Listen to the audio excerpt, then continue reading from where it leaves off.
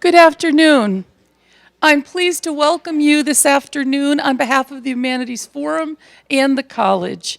And it's my great honor to introduce today's speaker, Dr. Michael Vorenberg of Brown University's History Department. Those of us who have been reading Abraham Lincoln together every Friday this semester are particularly happy to welcome him to the Humanities Forum, for the value of his scholarship in this field has been widely recognized. Those of us in the Lincoln Reading Group have already had the pleasure of hearing him speak more informally about Lincoln over lunch today, and we look forward to his return to campus next Friday for a screening of the 2012 film Lincoln. Professor Vorenberg teaches courses on American legal history and the Civil War and Reconstruction. He speaks widely on such topics as constitutional history, Abraham Lincoln, the Civil War, and Emancipation.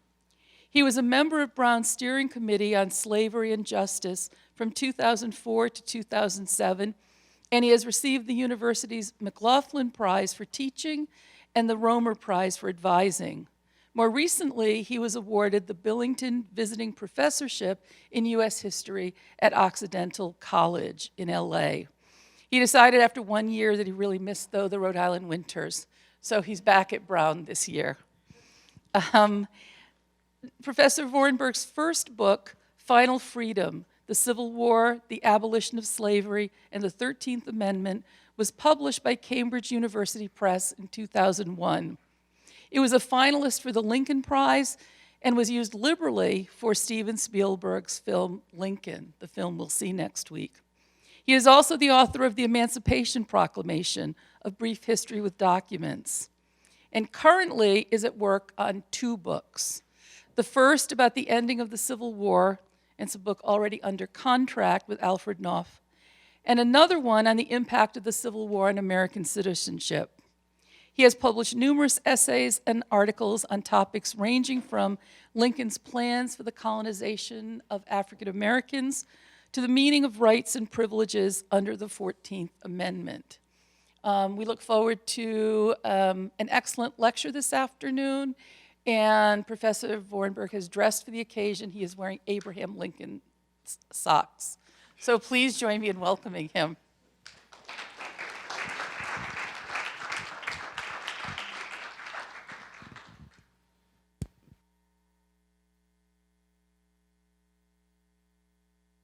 Do me much good standing behind here, but I really do have them on. And yes, I was in LA last year and did come back to Rhode Island and had some regrets about that for only a little while.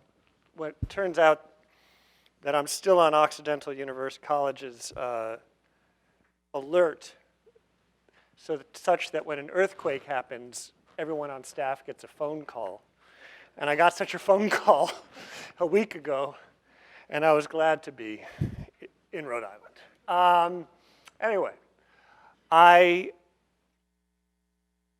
am going to talk about Lincoln and the Civil War and the end of slavery, and most of what I'm going to talk about does relate to the 13th Amendment, which is the amendment that abolishes slavery, and it's the subject of my first book, but more to your concerns, it is the central subject of the film Lincoln by Steven Spielberg, a film in which Spielberg and the screenwriter Tony Kushner set out to do a film about Lincoln, took Doris Kearns Goodwin's book on Lincoln, which is mainly about Lincoln and his cabinet, wrote up a screenplay that covered much of Lincoln's life, but mostly the presidency. It was too sprawling.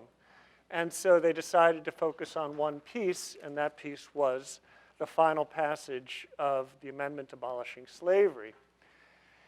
So because you're all going to be there next week, I'm sure, with friends, that I'll let the film speak for itself, although I'll be there and I can answer questions if you have specific questions about the film and how they relate to actual history. A lot of what I'm doing today is doing, in effect, the setup, because the film begins at a moment when Congress is taking up the amendment for what will be the last time because it is adopted. And then I'm going to jump past that and then ask, okay, so once the amendment is past Congress, what's the next step in terms of ratifying the amendment, and then what actual impact does it have on law? I'll do all that rather quickly, but then I want to step back and think a little bit more deeply about this question of when Lincoln is thinking about emancipation, whenever he's thinking about emancipation, what is he thinking about when it comes to the future of African Americans in the United States? A question that I think a lot of people are talking about. We just had an informal conversation about it. So I will finish by talking about that. But let me just begin with the most overarching narrative of the story of how abolition becomes law in America. I think many of you know this story, but just to take us through this, the standard narrative. And I'm going to actually jump to the very end in a sense, and then take us back a little. So on January 31st, 1865, the House of Representatives passes by the supermajority it needs the vote to adopt the amendment abolishing slavery, and then the amendment is sent to the states. And what happens is that the news goes out, and it's a big deal, and immediately a crowd goes to the White House to serenade the president.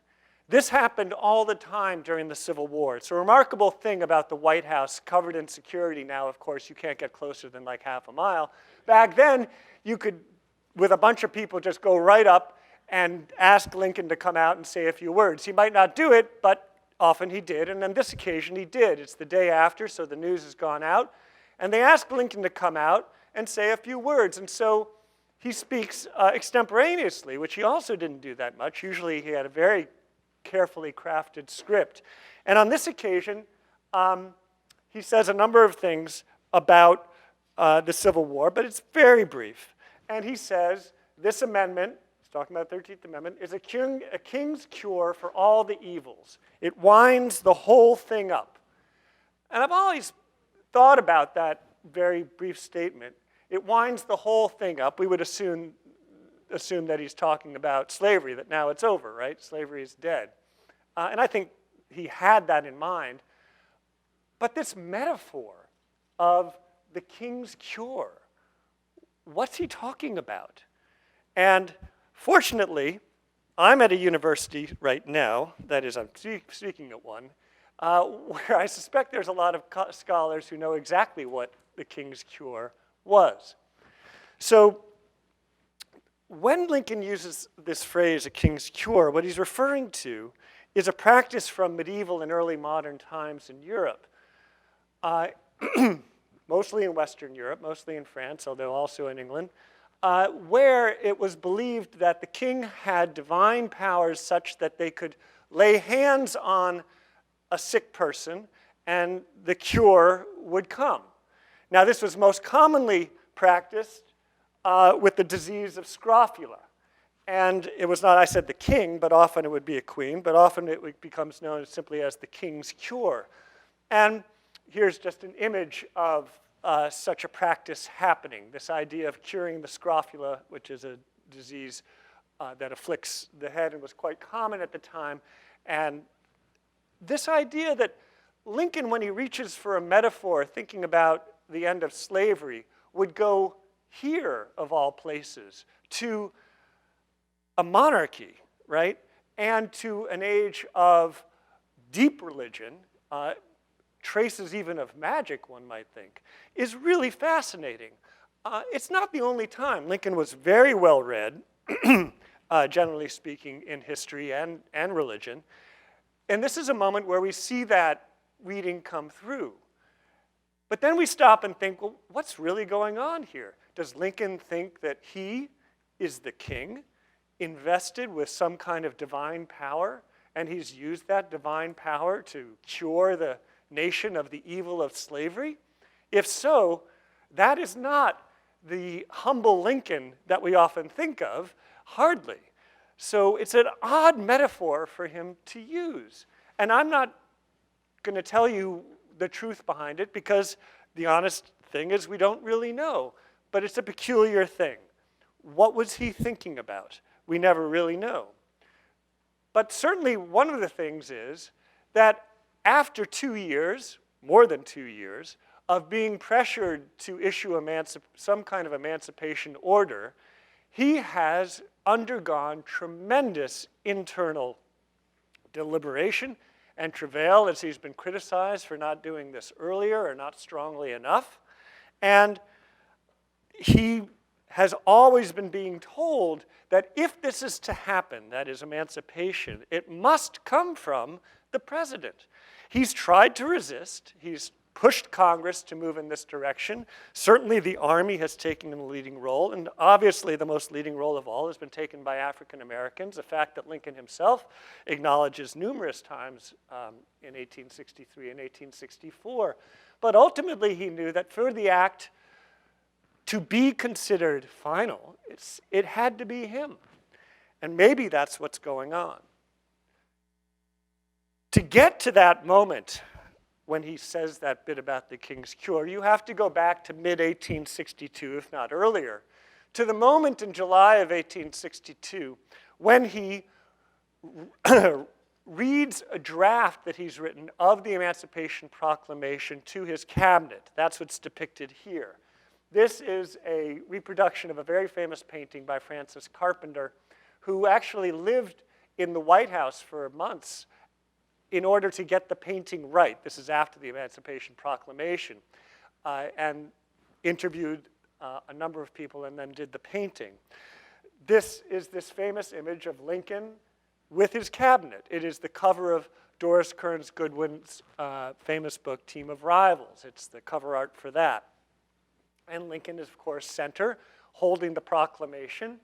You can't really tell, but the painting behind him, Andrew Jackson. The idea is to invoke the strongest of strong executives known of the time, President Andrew Jackson, and that Lincoln is effectively, like Jackson, using his power as president to do something rather significant on behalf of all people and not just personal interest. So he does this reading in July of '62, and the cabinet advises him, and he agrees, that he should not issue the proclamation right away. That if he issues the proclamation right away, because the United States Army is not doing very well in the field, that it will be seen as an act of desperation, what his Secretary of State, William Henry Seward, calls a last shriek. And you don't want to look weak. So wait for a military victory. And Lincoln puts it in his desk drawer and waits for a military victory. No one thought he would have to wait so long. But he was plagued with a general in George McClellan who had what Lincoln called the slows, and took him a long time to come to something that we could call a victory, which happens in September of 1862 at the Battle of Antietam, or Sharpsburg if you're on the Confederate side, which was claimed as a United States victory, had the bloodiest day of the Civil War, and after which Lincoln issues the preliminary Proclamation of Emancipation, giving the Confederacy 100 days to lay down arms, and if they don't, then he'll sign the final proclamation. The proclamation will then go into effect. Now, while he is sitting on this thing in his desk, before he issues the proclamation, he's being pestered by many people to issue some kind of order of emancipation. And the leading pesterer is Horace Greeley, the editor of the New York Tribune, one of the most widely circulated newspapers of the time. Greeley was an abolitionist and a very well-known figure, and he publishes in the pages of the New York Tribune what he calls the prayer of 20 millions, demanding that Lincoln issue a proclamation. Now, the prayer of 20 million speaks to the 20 millions of people of African descent who have been enslaved in the United States over all the years. They pray now that an order be issued. Lincoln responds in this very famous letter to Horace Greeley, this public letter, in which, notice the date, August 22nd, so we are in between. We're in that in-between period between Lincoln having drafted the proclamation, it's in his desk, and actually issued it publicly. So he knows that the proclamation is coming when he writes this letter about his paramount object, which is to save the Union and not to free slaves. And if it means that he frees no slaves to save the Union, that he'll do. If it means freeing all the slaves, that he'll do. To free some, that he'll do. This is perhaps the most commonly cited document for those who want to say that Lincoln was a reluctant emancipator. That is, that he was willing to emancipate no slaves in order to save the Union. And maybe it's useful as a piece of evidence for that, except for the fact that he had the document in his desk that said he was going to emancipate slaves. Not all. Not all. He was not going to emancipate slaves in the states of the Union where slavery existed, that is, slave states that had stayed loyal to the Union, Delaware, Maryland, Missouri, Kentucky, in those places, untouched by the proclamation. Nor was he going to free slaves in areas where the United States Army already had occupation and where there were loyal citizens. But in those places where there were disloyal people, Confederates, as the army came in, slaves were to be freed. That was the idea. And for this proclamation, Lincoln was roundly criticized because, remember, he has been elected on a platform that said he would not interfere with slavery where it exists. He only meant to restrict it from spreading to the West. And here he is in September issuing the proclamation that does exactly what he said he would not do. And for this, he is called by some a devil.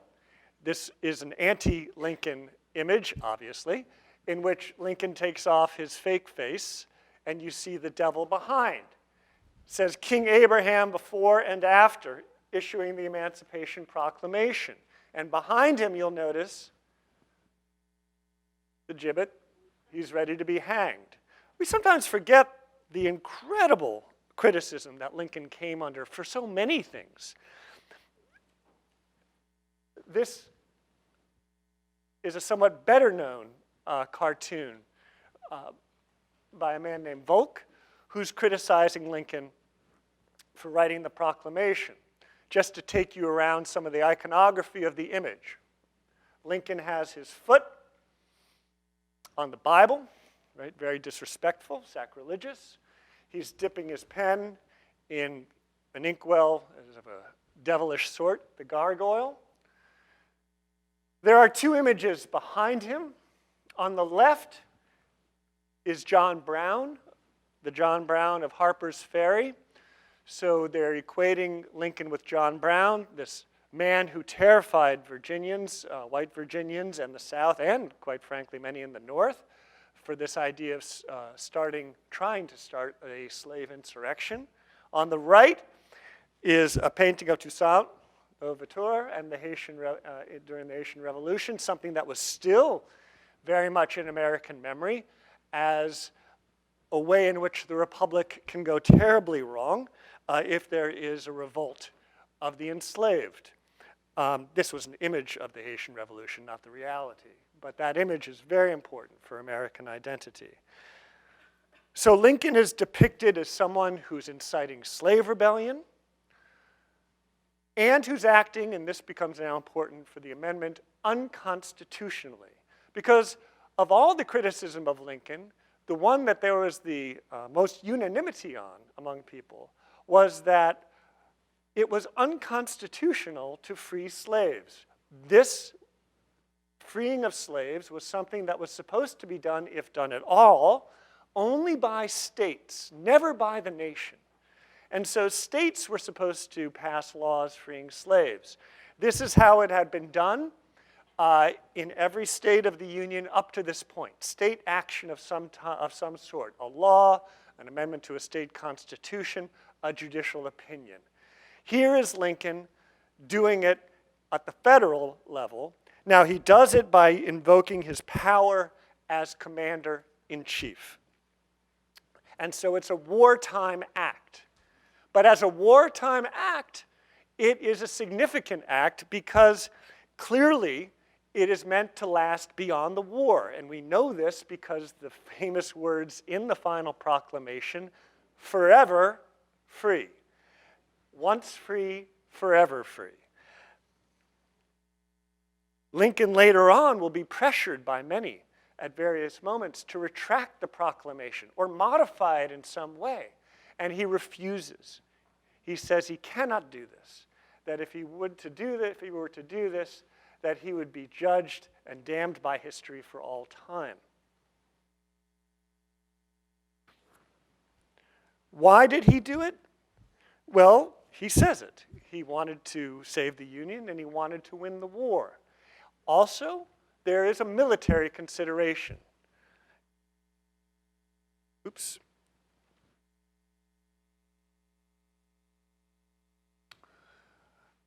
Attached to the proclamation is a clause saying that freed people, along with those who are African Americans who are already free, will be welcomed into the military service as combatants. Up to this point, they've been hired by the Army and Navy as laborers. Now they can serve in uniform, and that will begin immediately. This, again, is criticized by many. And you see it here as the idea that Lincoln's simply doing this as a way to win the war.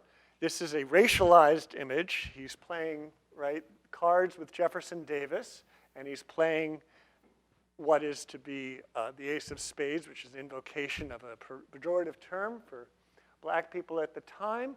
But notice the table that they're playing on, a table of gunpowder, that this was the fear that emancipation and then arming African Americans would lead to another Haitian Revolution, a slave insurrection, a Nat Turner of grand scale with armed African Americans. Of course, none of this happens. Lincoln really never worried about it happening, but his critics did. The stakes for him then were very high. He had to deal with those who were worried about this. And then comes the proclamation on January 1st, 1863. It is this much treasured document. If you go to the National Archives exhibit, they have, of course, the Declaration of Independence. They have the US Constitution and the Bill of Rights. But there it is, the Emancipation Proclamation. So it's treasured as one of these documents of freedom. And that's 1863. And the next thing we know when we read our textbook, suddenly, boom, obviously, comes the next thing, which is the 13th Amendment, which, as we read about it, simply takes the proclamation and makes it into a constitutional amendment. This is the standard narrative, and it's incorrect and incomplete. But that's how it's often told, that the 13th Amendment is a kind of an afterthought, a constitutionalization of something that's already been done. You see before you the words of the amendment. I can come back to these words if you want during the question period. There are two clauses, and it seems rather short, but like so many parts of the Constitution, each word is loaded with meaning. The words themselves are taken from the Northwest Ordinance directly. That's a law passed in 1787 and included measures to prohibit the expansion of slavery into what was then called the Northwest. It's what we would call the Upper Midwest, Wisconsin, Ohio, and Michigan, and Illinois and Indiana. As these places are to be settled, there is not to be slavery there. Anti-slavery lawyers generally knew the language of the Northwest Ordinance back and forth. This is the language they use for the amendment. It includes a clause, which I may as well point out now, and I hope there might be a question about it later, that says that there is an exception to abolition, except as a punishment for crime whereof the party shall have been duly convicted, suggesting, if you read it literally, that enslavement can still exist as a punishment for a crime. And for those of you who have seen the documentary 13, or have read the work of Michelle Alexander, who's heavily featured in that documentary, you'll know about this clause because it's the reason why the documentary is called 13, because it's a reference to the 13th Amendment. This clause, the exception clause, now gets perhaps even more attention than the abolition message of the overall thing because of the fact of mass incarceration today, and especially racialized incarceration today. The second clause seems very sort of mindless and legalistic, simply saying Congress will enforce it by appropriate legislation. What does that mean, appropriate? They actually didn't argue that much about it, but I'll tell you, after the amendment gets adopted, there's a lot of argument about what exactly is appropriate legislation to enact the end of slavery. And we are still arguing about that today. And so the 13th Amendment becomes this sort of afterthought until 2012, when Steven Spielberg produces this film that takes a moment in history, the adoption of the 13th Amendment, here depicted in Harper's Weekly above, and turns it into a drama that involves Lincoln, but also involves Congress. It's whatever else you think about the film, it's a remarkable achievement, or at least a remarkable undertaking, to try to create a riveting drama about Congress. That is not something I think people are necessarily going to be doing in the future. But it is left to Congress to adopt the amendment. An amendment to the Constitution, remember, needs 2/3 of Congress to be adopted and 3/4 of the states for ratification. Nowhere in that process does the president have a role to play. The president doesn't sign the amendment, although Lincoln did, though he didn't have to. And it is up to Congress. And so for all that the movie is about Lincoln and called Lincoln, it is, of course, about Congress. And then Lincoln gives the speech I mentioned before about the King's Cure.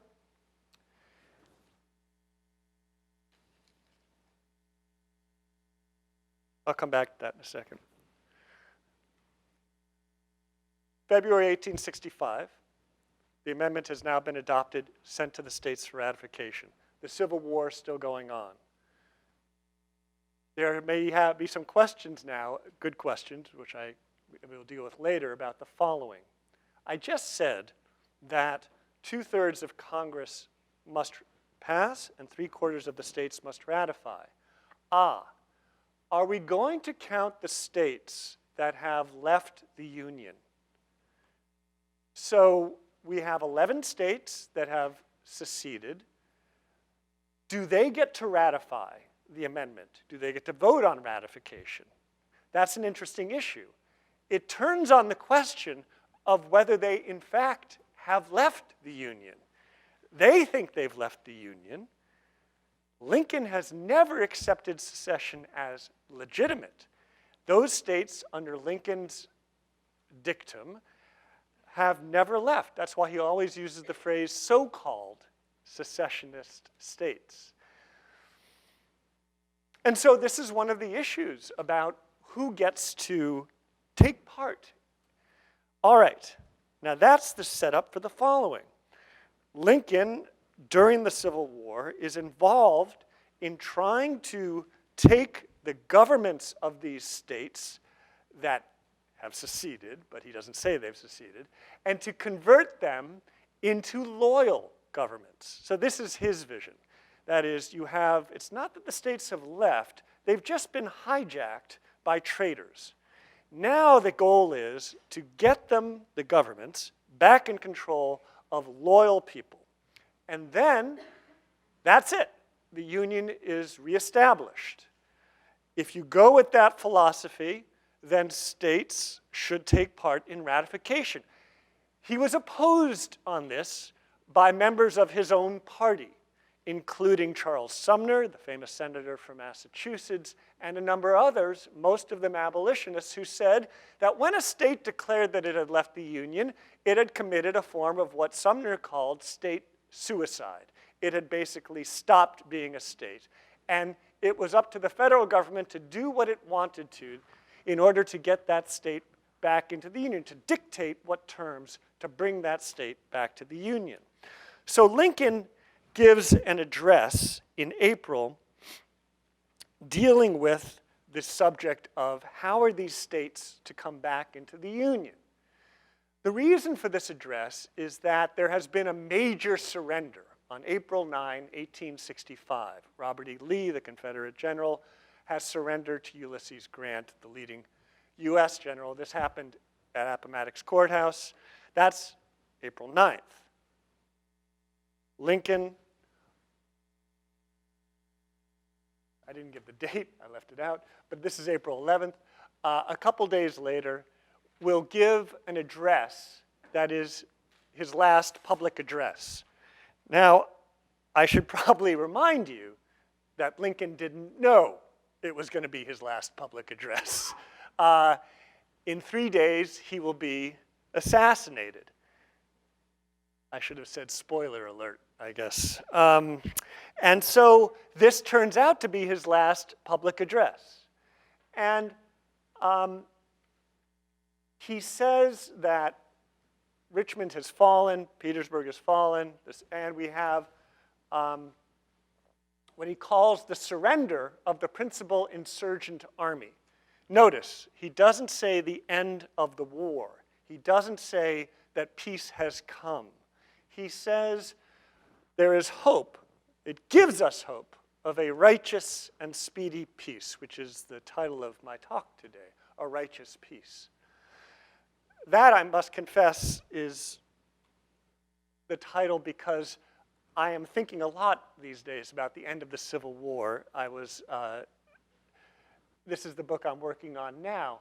How do you end a war? But how do you end a war when the subject is emancipation? If you have said that emancipation is now an aim of the war, that you're fighting a war not just for union, but for emancipation, and certainly that's what the proclamation does, among other things, then can you really say that the war is over if slavery still exists in some way? That's not just sort of a hypothetical. That's a very real question that was facing Lincoln and Congress. And one of the reasons, and there are others, why Lincoln does not say peace is arrived, but rather there is hope of a righteous peace, meaning a peace that is just. And he has in mind just to the former Confederates, but I would argue especially to former slaves who are now free. And in this, he addresses what's going on in Louisiana, one of these states that's undergoing reconstruction, and he says, look, Louisiana has voted to ratify the 13th Amendment. We should accept that vote of ratification. And basically, that's what the Union does over the next few months, is they accept the votes of the formerly seceded states, I'll treat it as legitimate secession, as legitimate, as basically they count them.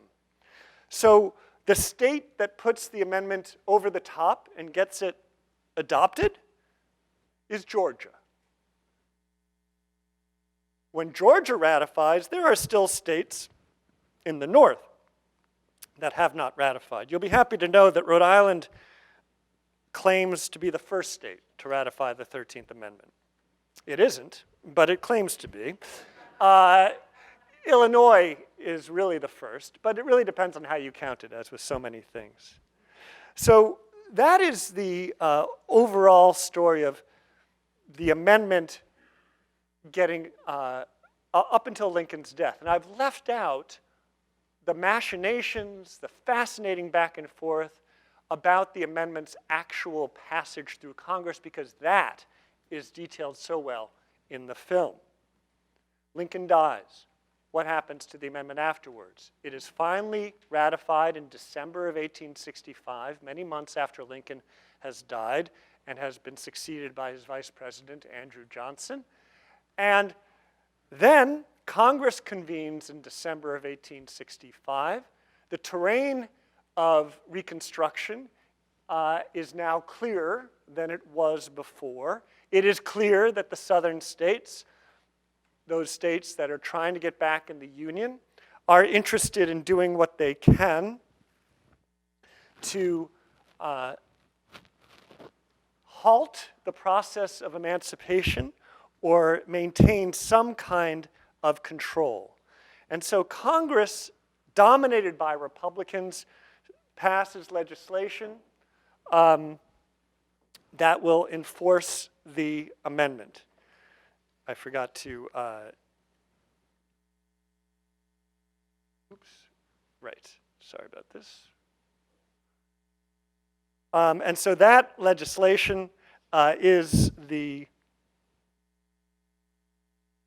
Civil Rights Act of 1866, but I'll come back to that in a moment. So in this story of the amendment, Lincoln obviously plays a dominant role. This image of Lincoln as the liberator, the man who frees the slaves, is everywhere. This is the famous statue, or an image of the statue, where Lincoln is shown as freeing the slaves. The kneeling slave, the standing Lincoln, calling the slave to rise. This idea that the slave cannot be free without Lincoln's intervention is the dominant image. And so when we look at the film, Lincoln has to play the central role in the passage of the amendment abolishing slavery. And the slave in this image is reduced to a kneeling slave. In the film, it's worth paying attention to where are African Americans in this film and what roles are they playing in terms of central roles. I want to offer a slightly different story about the 13th Amendment than the film might give, just very quickly. If you actually think about it and study the documents, you realize that there was a push for some kind of universal act of emancipation immediately after the proclamation. One of the criticisms of the proclamation by the abolitionists and by African Americans generally is that it didn't go far enough, because it didn't free the slaves everywhere, and it only freed the slaves someplace. It said nothing about their status, about their rights, and this was a problem. And it left ambiguous the state of many African Americans. In the middle of 1864, more than a year and a half after the proclamation has been signed, a woman in Maryland writes a letter to Abraham Lincoln. This is an African American woman. She is enslaved in Maryland. It is August of 1864. This is the letter, and I'll read it to you. Mr. President, it is my desire to be free to go to see my people on the Eastern Shore. My mistress won't let me. You shall please tell me you shall please let me know if we are free and what I can do. I write to you for advice. Please send me word this week, or as soon as possible. Annie Davis lives in Bel Air, Maryland at the moment, but her family lives on the Eastern Shore of Maryland, and her owner, who is a white woman, has told her she can't go. We are a year and a half past the proclamation, and a woman who believes she's free for darn good reason, because a proclamation has been signed, is being told that she can't have what we might think of as the most basic right of freedom, which is the freedom to move, to go see her family. And yet her mistress is the one who is legally correct, because Maryland has not abolished slavery, and the Emancipation Proclamation has not touched Maryland. It was slaves and free African Americans like Annie Davis who were the ones driving for a universal act of emancipation. Lincoln did not respond to Annie Davis. I don't think he ever saw this letter. It ended up in the War Department. But he did not respond to others who asked him, who demanded, who begged him to do something beyond the proclamation after January 1st, 1863. We get to August 1864, and he still has done nothing. And there is a massive amount of attention on the notion that something must be done. And the major reason there's a massive amount of attention is that there's a petition drive going on to collect 1 million signatures is the goal of two leading abolitionists whose names you may recognize, Susan B. Anthony and Elizabeth Cady Stanton. We think of them more as suffragists or feminists, but of course they were also abolitionists, and they set out to collect, as I said, 1 million signatures for a universal act of emancipation. And women of the Loyal National League of Women carried this petition around, or pieces of it, then they were going to tape it all together. They carried this around the country into places that were hostile territory in Missouri, and they collected these signatures you see here. I just show you a couple of these signatures so you can see what they look like. This then triggers other other petitioning drives. This is a classic petition. I could say more about this, where you segregate the gentlemen's names on one side and the ladies' names on other. That's actually what the other petition does. You can't tell, but on this, you have the woman, undersigned woman of the United States, turn it around, and it's the men. So the idea was to collect all these petitions. And that drive brings the amendment, or the need for an act, to Congress. Charles Sumner, who I've mentioned before, is approached by these women, asked by him to introduce this measure to Congress, and he does. This is in early 1864, and it is carried in dramatic fashion on the floor of the Senate by two African-American men who deliver this request for a measure of universal emancipation. Lincoln has said nothing about this measure, for or against it. The Senate will pass this measure, not the exact measure that they had called for, but the amendment as you saw. They will pass it in April of 1864. It will then go to the House of Representatives that will fail to pass it. They don't get the 2/3 vote they need in June of 1864. Lincoln is pressured that it get on the Republican platform that he's running on for re-election in 64. He agrees, and so only then does it show up on the platform, but that's all private. Lincoln still hasn't endorsed it publicly. He gets re-elected, comes back into office. Well, actually, he's technically not going to take his inaugural till March of 65, but in December of 64, then he starts pressing for the amendment. That's rather late in the game to be doing this. And so why is he so late to this universal act of emancipation? And now I'll just quickly run through an answer. Not the answer, because I think there is no single answer. But one of the answers is that he's still struggling about when the slaves are free, all of them, what is to happen? He's been struggling with this for a long time. There are a couple alternatives, and now I'm just going to whiz you through this quickly, and then you can ask questions. One alternative that he's been thinking about for a long time, I'll just jump through here and come back if needed. You may be wondering about what I just showed you.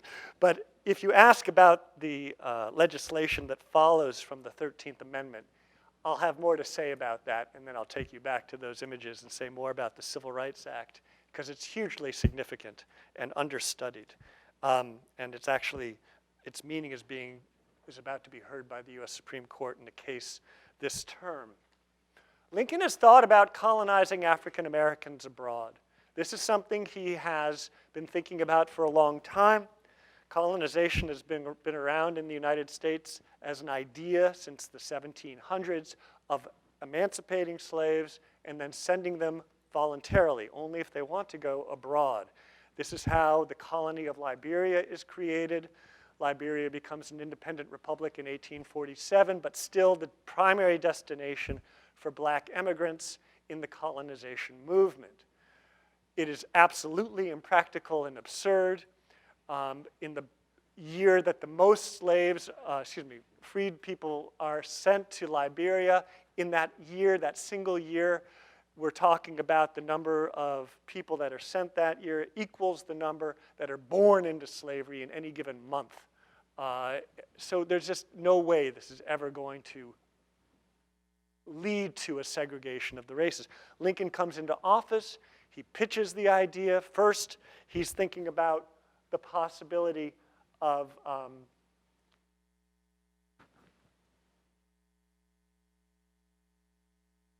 Central America. He brings an African-American delegation into the White House in August of '62. You can look this document up, and he pitches to them this idea of leaving the country. He asks them, why should you leave this country? You and we are of different races. We have between us a broader difference than exists between almost any other two races. This is one of the reasons he gives for why they should depart. He targets the colony of Cherokee in Central America, and he appoints people to be his commissioners of colonization, a Senator Pomeroy, James Mitchell, his commissioner agent. This idea he then announces publicly in his annual address in December of '62, a month before he's set to sign the proclamation, which is the reason behind this image where a cartoonist is showing these African Americans who think they're about to be free now reading that, in fact, that they might have to go to Central America and that emancipation might be postponed, maybe till 1900, because that also was in his message. The idea that African Americans wanted to go, that at least some, has some grain of truth, and Lincoln believed this could happen. This is a painting that suggests the idea that this is something they wanted. This is a white painter who's painting this. As we imagine, he is reading, the subject is reading about colonization. On the left is a poster of Haiti. The Central America Plan, founders for diplomatic reasons. Among other things, if you study diplomatic history, it's a straight up violation of the Monroe Doctrine to set up a colony in Central America, violating the treaty, Webster-Ashburton Treaty, but don't worry about those details. Seward tells Lincoln this, Seward, Secretary of State. Lincoln says, okay, that's not going to work. But he doesn't give up. The day before he signs the final proclamation, he signs a contract with a man who owns a small island right here off of Haiti called Île à Vache, Cow Island. And that contract is for sending labor, black labor, to this island where they will work and perhaps set up a colony. And that group of people go in 1863. Within a year, the whole thing fails. It is basically a swindler's idea, the white man who owns the island, Bernard Koch, and he has this whole idea of he's going to be the president of this nation. He prints currency for this nation that's going to be at Île à Vache.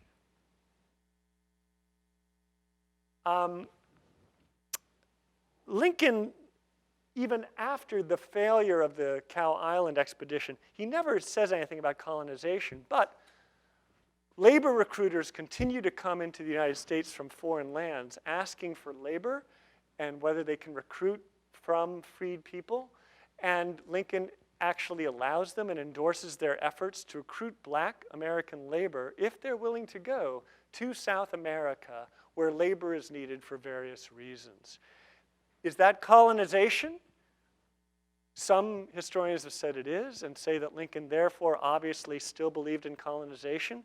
But publicly, Lincoln never endorses colonization after the Emancipation Proclamation. The leading reason is because African Americans were doing so well in the Army. By the end of the Civil War, the US Army has enlisted almost 200,000, and Navy, I should say.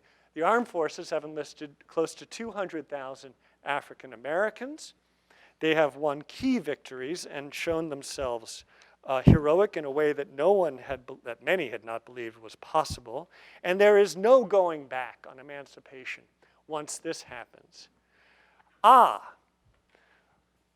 But what is to happen when the war is over?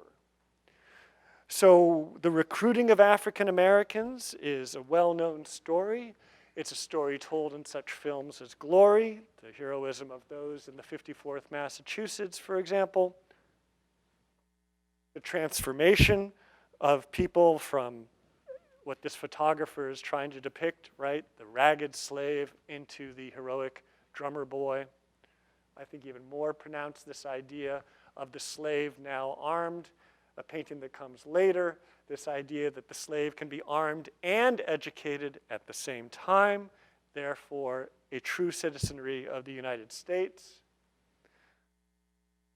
The idea that when we talk about voting, it is in a former soldier that will be as active in the process as anyone else. The transformation of somebody from slave to soldier to veteran. But what really is to happen to these people after the war, to the soldier, when the war is over? Do they simply go back to the citizenry as free people? To be determined, really. Lincoln hadn't thought about that because he dies before the mustering out occurs. During his life, while he's still alive, the alternative that he's thinking about more is free labor. That is, people who are not in the army, but who he's going to help transform into wage laborers on the plantations in the places where they are working. This is what's going on in the Sea Islands of South Carolina and Georgia, as depicted in this photograph, where the Union has occupied these places since 1861. Here, Lincoln oversees efforts to not just emancipate, but more importantly, to educate these people who have been in slavery, because for him, education is the key to citizenship and labor, and to be disciplined laborers gaining wages. And when I say disciplined, I mean rule following. And the rules that the Freedmen's Bureau imports into these places are rules that are drawn from northern factories, rules that include bells that start the workday and bells that end the workday, things that had not existed on many plantations. The Freedmen's Bureau is an institution many of you have heard before. It is actually begun while Lincoln is president. Lincoln signs the bill for the Freedmen's Bureau, but even before that, you have such agencies going on. I mentioned the bells ringing. These are an example of rules, how hands, that is free labor hands, are to be governed.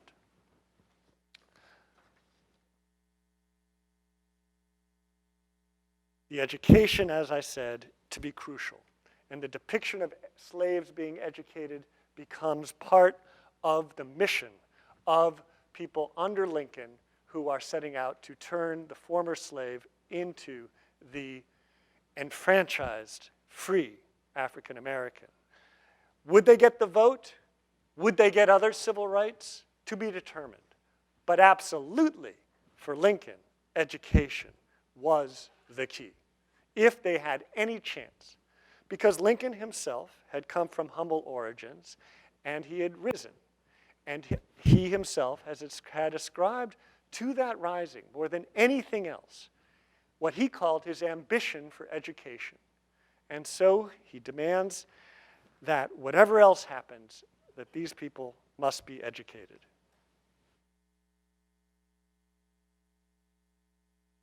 The question of what's going to happen to the black soldiers after the war is one that Lincoln never gets to resolve. I'm just going to say a few words about this, and then I'll stop, because it's something I'm working on now. When the mustering out happens, Lincoln's not there to watch it happen. It's overseen by his successor, who really just gives way to other people, mostly the Secretary of War, Edwin Stanton. It is decided to muster out white troops before black troops. It is decided that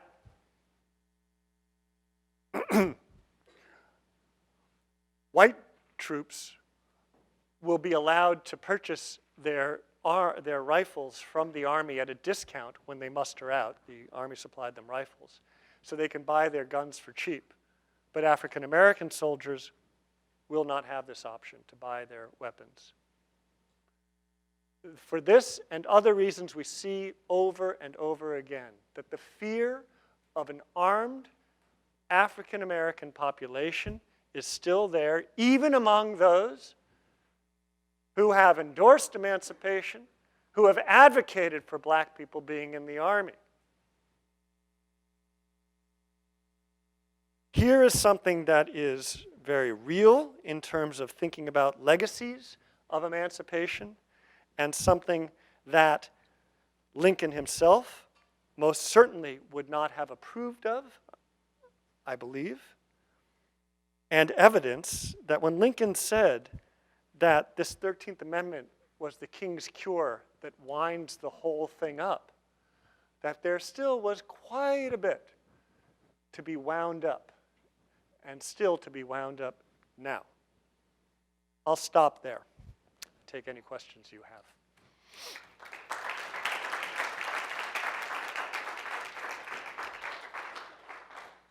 Thank you very much for that excellent lecture. Professor Vorenberg will graciously take questions. We'll do this for a little while, and I invite everyone here immediately after to a reception right outside the doors.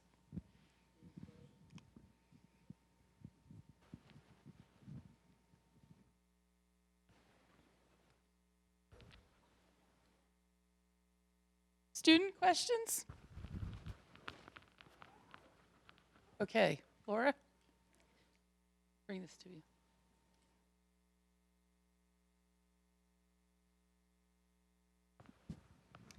Yeah, this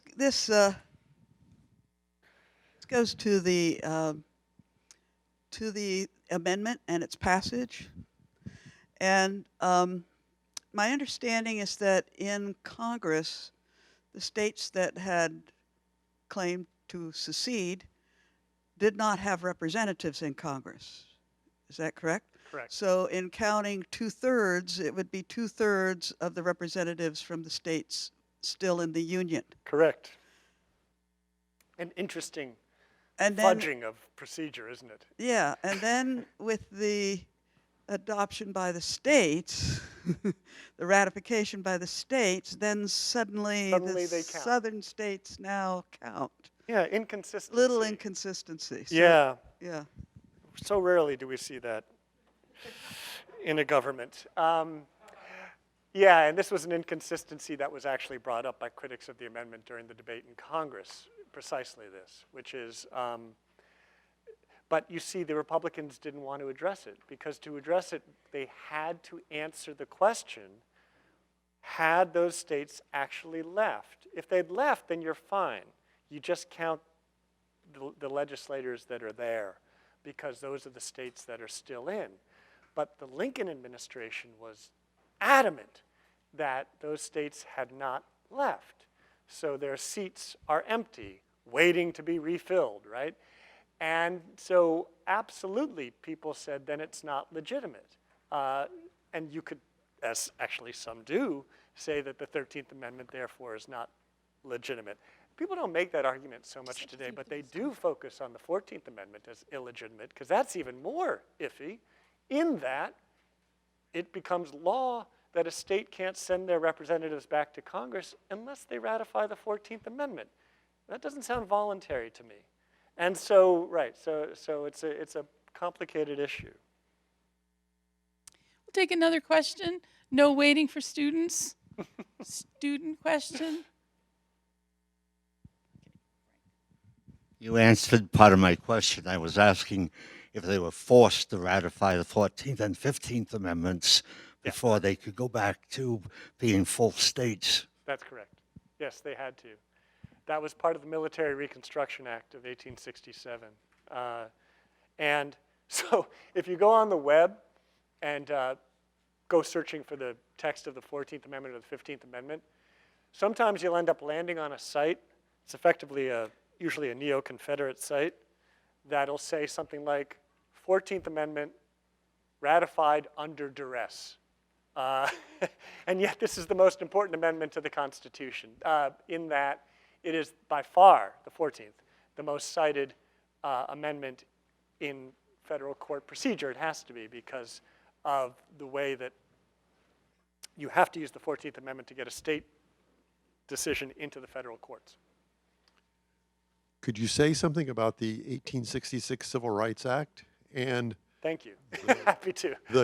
the case and tie in the cases before the Supreme Court this term? Yeah. The case before the Supreme Court this term is not as interesting as the ones from way back. Let me get back there.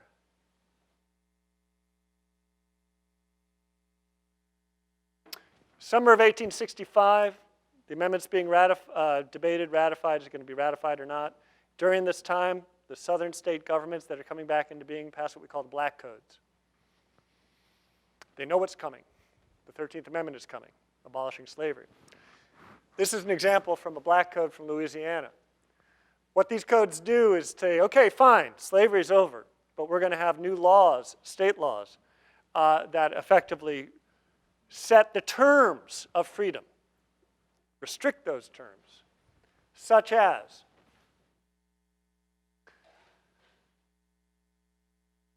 you have to be in the regular service of some white person or former owner who shall be held responsible for the conduct of said Negro, such as no Negro who is not in the military service shall be allowed to carry firearms.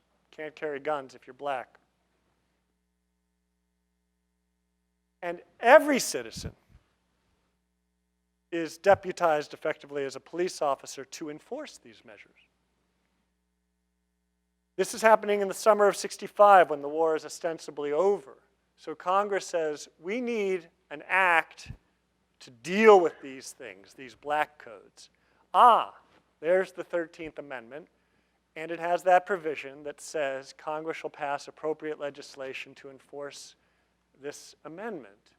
And so what they pass is the Civil Rights Act of 1866, which Andrew Johnson vetoes, and then they override the veto.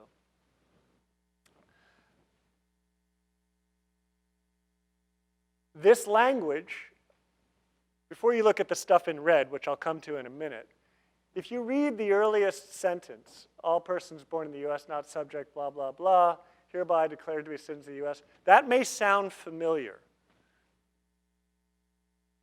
The reason it sounds familiar is because it's the language of the 14th Amendment that would be ratified 2 years later. It is the language of birthright citizenship. Prior to the 1866 Civil Rights Act, citizenship was very vague. There were different opinions about it. So even if you were born in this country, it wasn't a guarantee that you were a citizen. This act makes your birth in this country a guarantee of citizenship. There are other ways to become a citizen, but this is the one. And then it becomes enshrined in the 14th Amendment in the Citizenship Clause, a clause, of course, which certain politicians today would like to see gotten erased. But what intrigues me in this act, which Congress never overturned, so it's still active, is the language of racial equality framed in this particular way. Not just saying that there will be equality before the law between white and black, which is the dominant language of the equal rights, but full and equal benefit. Full, not just equal, but full benefit, whatever that means, of all laws and proceedings for the security of personal property as is enjoyed by white citizens. It's a remarkable statement passed by the Republicans that acknowledges that there are classes of people, legally speaking, and that white citizens are the highest class. And what we now do with the law is to say, you're not equal until you have the status of a white citizen. That's the law of 1866. And so if you are treated in some way that a white citizen wouldn't be treated, then that's discrimination. I don't see how to read this any other way. That's the law in 1866. Other civil rights acts are passed and ruled unconstitutional by the U.S. Supreme Court in the later decades. This one is not. It remains in the U.S. Code, although the full and equal benefit language has been taken out. So, that's the act. And it sits fairly dormant for the reason that when equal rights cases come up later on, for example, the famous case of Plessy v. Ferguson, 1896, separate but equal, if you read that case, you'll see that the lawyer for Plessy, Homer Plessy, who's advocating that there should be no segregation on public conveyances, on trains and streetcars, uses not just the 14th Amendment, but the 13th Amendment, and says that, look, if you keep black people from traveling on cars or streets or being in lobbies or inns or whatever, this is a badge of servitude. It's evidence of slavery, still in another form. And if you look at the 1866 Civil Rights Act, it's not the way a white person is treated or a white citizen, therefore it's unconstitutional. He makes this argument, and the Supreme Court on that case and other cases says, rejects the 13th Amendment argument. Rejects the 14th Amendment argument too, but the 13th Amendment gets rejected. And so it sits dormant until 1968, when it gets attention on two cases. Now I've got your attention because I'm talking baseball. So Curt Flood, who plays for the St. Louis Cardinals,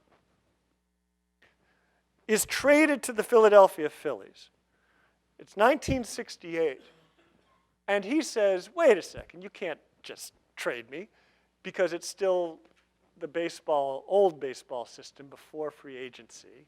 Curt Flood likes to play in St. Louis. Philadelphia at the time has a reputation for being a very nasty place to play if you're African American. And so he says, you can't do this, and he sues. And he hires former Supreme Court Justice Arthur Goldberg as his lawyer to sue on the basis of violating the 1866 Civil Rights Act and the 13th Amendment. Well, this doesn't go well for him because, as he himself would say in his own autobiography, who ever heard of a slave who makes $500,000 a year? And so he loses. But in the long run, he wins because it's the Curt Flood case that sort of opens up what will become the free agent system later on. But in the same year, 1968, is a somewhat more interesting case that will win. A couple, Joseph and Barbara Jones, who want to move into a privately managed residential area near St. Louis, are told they cannot. And it becomes very clear that the reason they're not being allowed to move into this area is because of race. This is an interracial married couple. And so they sue. And they sue not because of the 14th Amendment, because the 14th Amendment allows you to sue only if there is state-sanctioned discrimination, right? There's a state law or state action that discriminates. This is a private act of discrimination by a privately owned housing development. They sue under the Civil Rights Act of 1866. And they win. It's a remarkable moment, and suddenly there's all this excitement in the legal community in 1968. Oh my goodness, because now we can get rid of discrimination at the private level, right? Because that hadn't been done. The Civil Rights Act of 1964 made certain provisions, but it didn't go this far. Well, it turns out to be a short-lived success for various reasons having to do with the federal courts that really don't buy this argument afterwards. But every now and then, the Civil Rights Act of 1866 comes back with this kind of argument about private discrimination. All right, so the case before the Supreme Court is, now I'm going to screw up his name, I think it's Byron Allen and his company, which is African American Media. So claiming discrimination by, help me, I just signed the amicus brief. So by one of the cable companies, and I believe it's Spectrum, but I could be wrong. It's not Spectrum. It's Comcast, excuse me, Comcast. So Comcast, who decides what channels to carry, what channels not to carry as a cable company, chose not to carry one of the channels of this company that does only African American media. And so they get sued on the basis of the Civil Rights Act of '66, that this is an act of private discrimination on the basis of race. That basically this company is allowing all these other channels into their universe that are white, and that Obviously, it's race that's the reason they're not being carried. Now, I don't know if it's a good argument or not. I'm almost certain that this company, African American Media, is going to lose. It may not be a good argument, but it's interesting that they're using the language of the 13th Amendment as the basis for that suit. So that is the suit that's before the Supreme Court now. Invite everyone to the reception and thank Professor Vorenberg once again. Thank you all for having me.